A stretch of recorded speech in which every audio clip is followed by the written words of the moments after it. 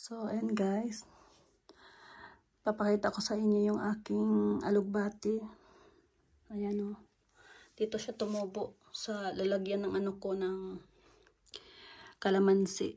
Ito kalamansi kasi to. Ayan o. Dito siya biglang tumubo lang siya dito guys. Tapos ayan, ganyan na yung anang dahon niya. Ang taba-taba, ang laki, ang lapad.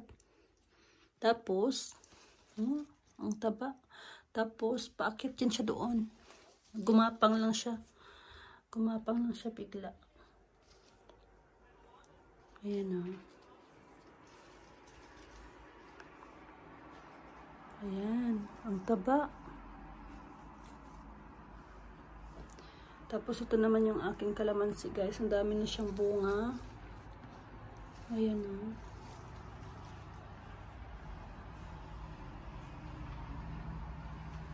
Ang dami ng bunga ng kalamansi ko.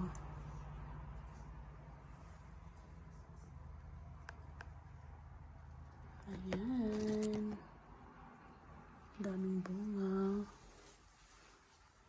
Ang sarap to sa ano, sardinas. Lagyan ng igisa sa sardinas, guys. Ayan o. Kakagulat. Sabi ko, ano yung tumubo dyan? Yung pala, alugbati.